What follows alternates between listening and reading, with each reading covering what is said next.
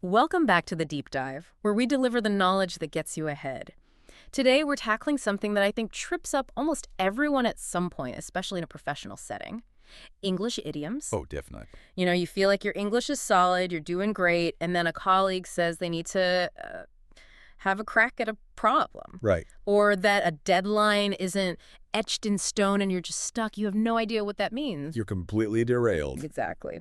So our mission in this deep dive is to shortcut that confusion. We're going to unlock 8, I think, really essential idioms for the workplace. And we're going to do it by digging into the logic behind them. Yes, the fundamental structure. And this is so critical because most learners, and honestly, even some native speakers, fall into what we call the trap.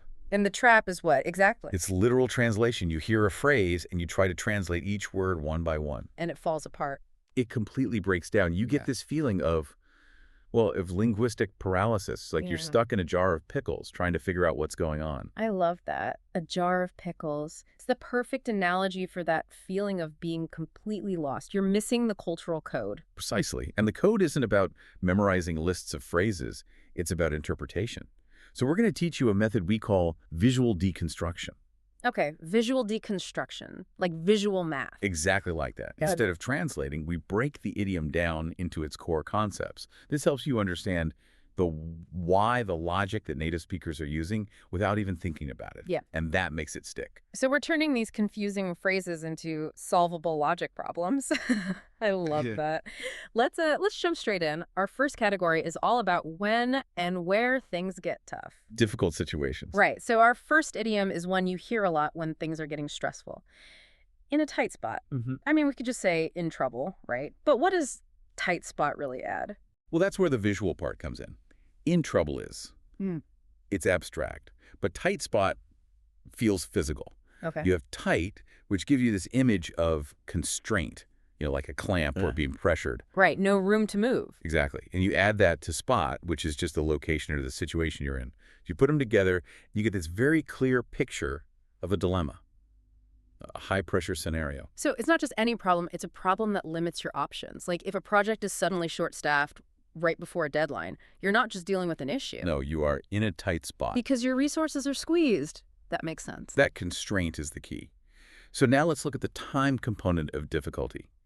Idiom number 2 is unearthly hour. Unearthly hour. So if we apply our visual deconstruction here, the word unearthly, what does that make you think of? Something not of this world, like a ghost or something. Right. Weird. Exactly. Something outside the norm, outside the expected. And you combine that with hour, which is just time. The result is a crazy time. An unreasonably early or late time. Yes. Why are you calling me at this unearthly hour? It's 3 a.m. That phrase really captures it. You feel like you've been dragged out of normal time. It does. It has that sense of inappropriateness. I once had a manager who thought 5:30 a.m. was a totally normal time for a team meeting. For us, that was definitely an unearthly hour. Yeah, that qualifies. So let's put these two ideas together in a quick challenge. Okay. Imagine someone. They've got a flat tire on a dark road. It's pouring rain. They look at the car's clock and it says 2:45 a.m. A truly terrible situation. A terrible situation. So the question is this person A, in a tight spot, B, at an unearthly hour, or is it C? Both. I mean, my gut says C, but let's break it down. Okay, so why isn't it just A? Well, if the flat tire happened at 2 p.m. on a sunny day, that's just a tight spot. It's a dilemma. It's inconvenient. Right. And what about just B? If you were just awake at home at 2:45 a.m. watching a movie, that's an unearthly hour, but it's not a dilemma. You're fine. But the combination is what makes it miserable.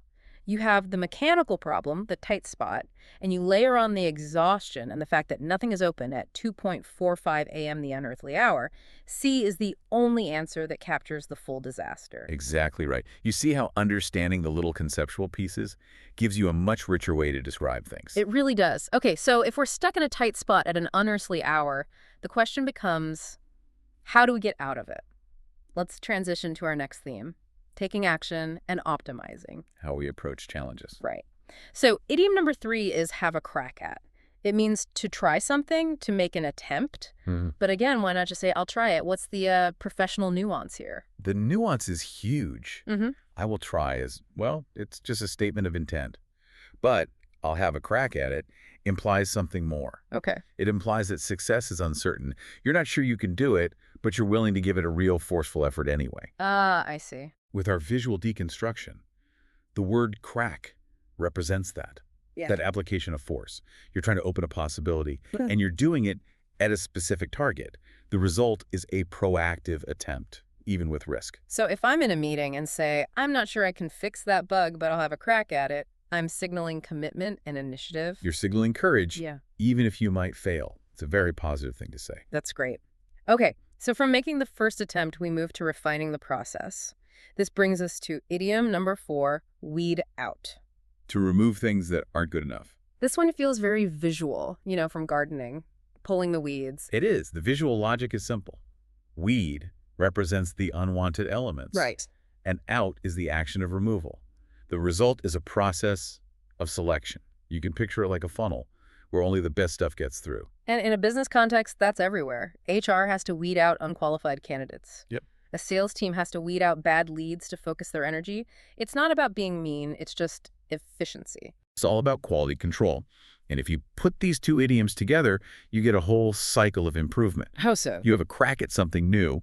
That's the initiative. But then you have to read out what isn't working. That's the refinement. You can't just act. You have to optimize. Initiative followed by refinement. That's a powerful framework. Okay, let's move on to our third section. This one is about reality versus mystery. Outcomes and states of being. So idiom number 5 is all about the mystery.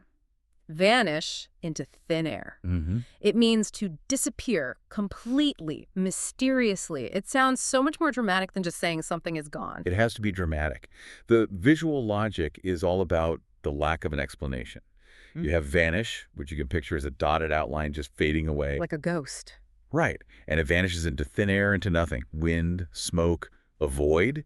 So the outcome is it's gone, and you're left with a magnifying glass, searching for clues that aren't there. So the key element is the shock, the confusion. If my keys are missing, they're just gone. But if a magician on stage disappears... He's vanished into thin air. Because you have no idea how it happened. The how is the missing piece. Got it. Exactly. And now for the complete opposite of that mystery. Absolute certainty. Idiom number 6 is etched in stone. Something fixed, permanent, can't be changed. The visual for this one feels pretty heavy. It's the definition of permanence. You have etched, which makes you think of a hammer and a chisel, a difficult, irreversible action. Right. And you're etching into stone a rock, the most stable thing there is. The result is something permanent, like it's locked with a padlock. Okay, that makes sense. But what's the trick here? The trick, and this is where real fluency comes in, is that in a professional setting, this idiom is almost always used with the word not T. Ah, okay. To signal flexibility. Precisely. So if my boss says the Q3 budget is not etched in stone, what is she really telling me? She's inviting collaboration. If she just said the budget is tentative, she might sound uncertain, like she hasn't finished her work. But by saying it's not etched in stone, she's signaling, I have a solid plan, but I value your feedback and we can still make changes. It projects both expertise and openness. Wow, that context is everything. It turns a statement into an invitation. That's a huge difference. All right, let's get to our final pair of idioms. These are about what we can call the winning mindset, character, and integrity. So important. Idiom number 7, keep feet on the ground. This one is all about humility and staying realistic. Not getting a big head. Exactly. Not becoming arrogant or impractical, especially after you've had a big success. You can picture it. No matter how high you fly, your feet stay planted in reality. So if a new salesperson lands a huge account, but they still show up on time and help out the team? They're keeping their feet on the ground. It's probably one of the highest compliments you can get at work. It means success hasn't ruined your judgment. Okay, and our final one, idiom number 8, which is about the process of winning itself, fair and square. This means, honestly, without any cheating, winning by the rules. And the deconstruction. The visual is perfect. You have fair, represented by the scales of justice, everything in balance. Cool. And you add square, which symbolizes honesty, an agreement, like a handshake. Everything lines up. The result is a verified outcome. No questions asked. It's a clean win. So if you say, we won that contract fair and square, you're not just saying you won. You're saying your methods were ethical and beyond reproach. And that's it. We've just decoded all 8 idioms. We've built our mastery matrix. I like that, the mastery matrix. We covered difficulty with tight spot and unearthly hour, action with have a crack at and weed out. Then status, with vanish into thin air and etched in stone. And finally, mindset, with feet on the ground and fair and square. Seeing them laid out like that, by theme, they really feel like tools you can use, not just random phrases to memorize. That's the whole point. So to really show how this works, let's put them all together. Listen to how naturally these 8 idioms can fit into a single story about a workplace scenario. Okay, let's hear it. The recent Q3 budget review put the entire department in a tight spot. We ended up having to work at an unearthly hour last night to finalize the data. We decided to have a crack at a new strategy and weed out the bad ideas. The problems seemed to vanish into thin air. The deadline wasn't etched in stone, but we wanted to win fair and square. Through it all, we kept our feet on the ground. Wow. Every single one. And it sounds completely natural. It does. It sounds like a real update from a project manager. And that's because you're using the underlying logic now. The core lesson is you've completely bypassed that painful step of just memorizing. You understand the code. And that's the value here. It's a massive shortcut to sounding and, more importantly, thinking like a native speaker. It really is. And now that you, our listener, understand this visual deconstruction method, let me leave you with a final thought to chew on. Okay. The next time you hear an idiom that stumps you, stop trying to translate it. Okay. Apply the math. Think about a common one, like bite the bullet.